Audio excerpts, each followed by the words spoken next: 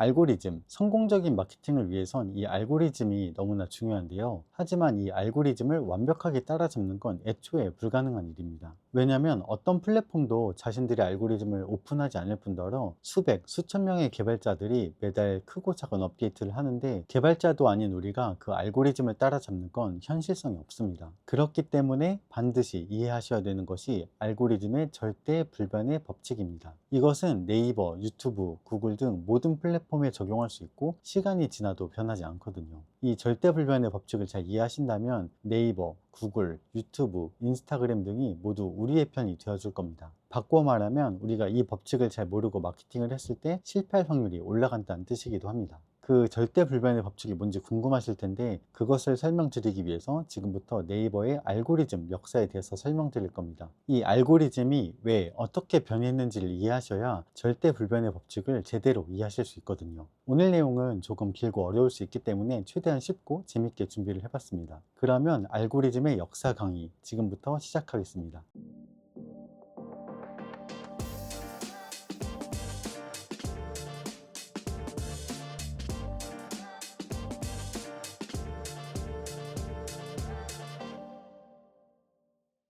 가장 먼저 소개해드릴 알고리즘은 리브라입니다. 리브라는 2012년 12월에 적용된 알고리즘인데요. 당시에 네이버에는 큰 문제가 있었습니다. 무언가를 검색했을 때 나오는 것이 전부 키워드만 도배한 광고였거든요. 서울 맛집, 강남 맛집, 강남역 맛집 이렇게 키워드만 도배하면 상위 노출이 되던 시대였습니다. 이렇게 키워드만 도배한 광고밖에 없으니 사용자들 입장에서 어떻게 느꼈을까요? 네이버를 점점 꺼리게 되었고 네이버에서는 특단의 조치가 필요했습니다. 그렇게 알고리즘 리브라는 2012년 12월 4일에 약 3억 개의 네이버 블로그를 대상으로 적용되었습니다. 당시 블로그 검색을 담당하시던 최세진 과장님의 글을 보면 리브라를 개발하게 된 바탕에는 믿을 수 있는 출처에서 좋은 정보가 나온다는 믿음이 깔려 있습니다. 라고 되어 있습니다. 쉽게 말해서 네이버를 이용하는 사람들에게 양질의 콘텐츠를 보여주기 위해서 만든 것이 이 리브라라는 알고리즘이라는 거죠. 실제로도 키워드를 도배해서 상위 노출이 됐던 블로그들이 이 알고리즘 때문에 크게 줄어들었다고 합니다. 그런데 또 다른 문제가 있었습니다. 이건 네이버에서 공식적으로 발표한 내용은 아니지만 당시에 돌았던 얘기가 리브라는 45일 동안 꾸준히 포스팅을 발행하면 상위 노출을 시켜준다 였습니다. 그래서 발생한 현상이 의미 없는 내용으로 그저 45일 동안 1일 포스팅을 하는 블로그가 또 크게 늘어났습니다. 그래서 또 이런 현상을 해결하기 위해서 그 다음 알고리즘인 소나가 발표됐습니다.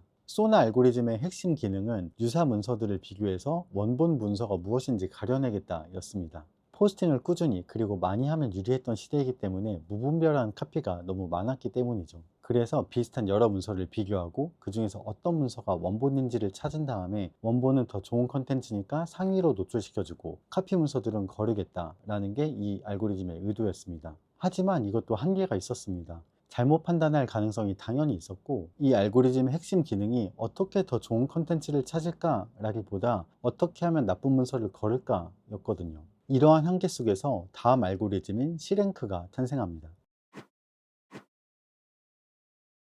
C랭크에서 C는 크리에이터를 뜻합니다. 알고리즘 리브라에서 얘기했던 최세진 과장님의 이야기 기억하시나요? 좋은 출처에서 좋은 정보가 나온다. 사용자들에게 좋은 정보를 보여주려면 좋은 출처, 즉 좋은 작성자를 가려내는 것이 필요했고 그 고민의 결과가 C랭크였습니다. C랭크에서는 크게 네 가지를 평가하는데요. 컨텍스트, 컨텐츠, 체인 이 세 가지를 먼저 평가한 다음에 이것을 기반으로 이 사용자가 좋은 크리에이터인지를 평가하는 시스템이었습니다. 이 알고리즘은 굉장히 좋은 시도였다고 생각합니다. 좋은 창작자로부터 좋은 정보가 나오는 게 맞고 그러려면 누가 좋은 창작자인지 가려내는 과정이 분명 필요했으니까요. 시랭크의 도입으로 광고성 블로그들에게는 거의 사형 선고가 내려졌습니다. 정말 대학살의 수준이었죠. 그렇게 수많은 광고 블로거들을 몰아낸 시랭크였지만 역시 문제가 있었습니다. 누가 믿을 만한 작성자인지를 가리고 그 사람들의 글을 상위 노출시켜주는 건 너무 좋았지만 그러다 보니 이제 막 블로그를 시작하는 사람들은 어떻게 해도 상위 노출이 되기가 어려웠습니다.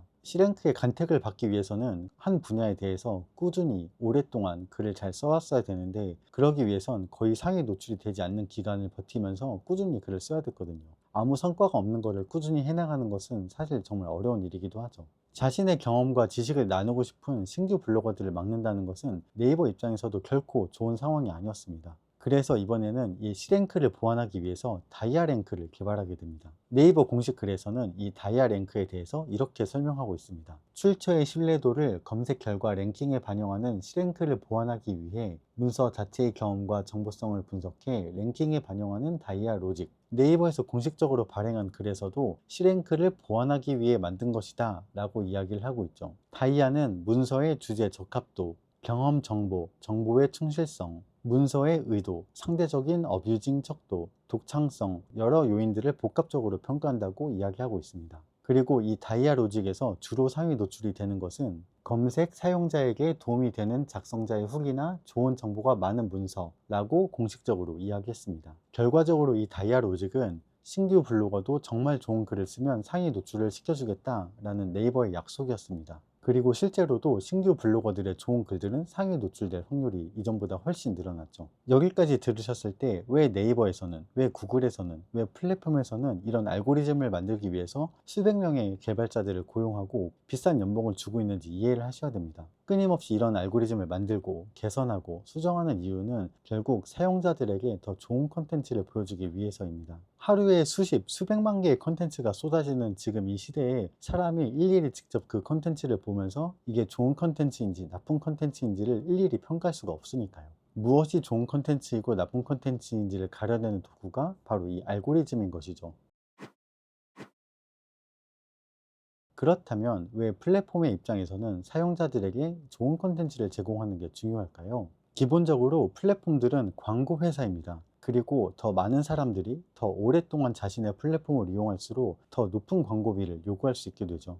강남 한복판에서 광고를 하는 것과 시골 골목길에서 광고하는 비용은 전혀 다르겠죠. 그래서 플랫폼의 입장에서 가장 좋은 상황은 더 많은 사람들이 유입되고 그렇게 유입된 사람들이 더 오래 머무는 것입니다. 바꿔 말하면 고객들이 자신의 플랫폼을 떠나는 상황이 플랫폼의 입장에서는 가장 겁나고 살떨리는 상황이겠죠. 옛날에 방영되었던 검색하세요 www라는 드라마를 보면 각 플랫폼이 이용자 수에 대해서 얼마나 민감하게 반응하는지 또 얼마나 치열한지를 엿볼 수 있습니다. 그렇다면 많은 사람들이 오랫동안 어떤 플랫폼에 머무르게 만드는 것은 뭘까요? 바로 좋은 컨텐츠입니다. 그래서 플랫폼의 입장에서는 이게 좋은 컨텐츠인지 나쁜 컨텐츠인지를 가려낼 필요가 있는 거예요.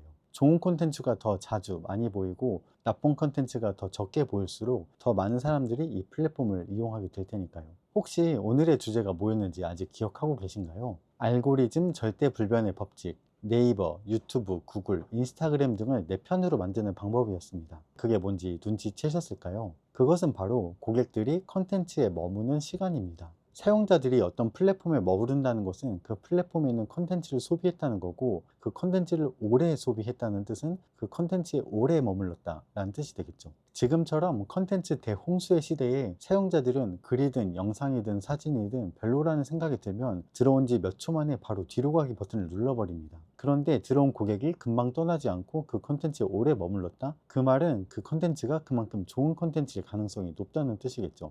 그래서 지금부터 여러분들이 만드셔야 되는 콘텐츠는 고객들이 오래 머무를 수 있는 양질의 콘텐츠입니다. 그렇게 되면 플랫폼은 여러분들을 응원하고 도와줄 겁니다. 왜냐하면 플랫폼과 여러분들의 목표가 같아지니까요. 그런데 여기서도 중요한 점이 고객들의 체류 시간 자체가 목적이 되면 안 된다는 것입니다. 제가 오늘 설명드렸던 알고리즘의 역사를 한번 다시 떠올려 보시겠어요? 상위 노출을 위해서 키워드로 도배하던 블로그들은 리브라에 의해서 숙청당했습니다. 리브라의 마음에 들기 위해서 매일 의미 없는 글을 꾸준히 올리고 남의 글을 카피하던 블로거들은 다음 알고리즘인 소나에 의해 숙청당했습니다. 그때 당시 알고리즘의 입맛에 맞춰서 단순 조회수, 단순 상위 노출을 노렸던 블로거들은 결국 그 다음에 나왔던 알고리즘에 의해서 숙청을 당했습니다. 이렇게 단순히 그 결과 자체만을 추구하게 된다면 여러분들은 언제 플랫폼에게 찍히고 숙청당하게 될지 모릅니다. 그러니 조회수, 상위 노출, 고객 체류 시간을 위해서 잔머리를 굴리는 것이 아니라 정말로 나의 고객들에게 도움이 될 만한 양질의 컨텐츠를 만들어야 합니다. 그렇다면 고객들은 결국 여러분들의 컨텐츠에 오래 머물게 될 것이고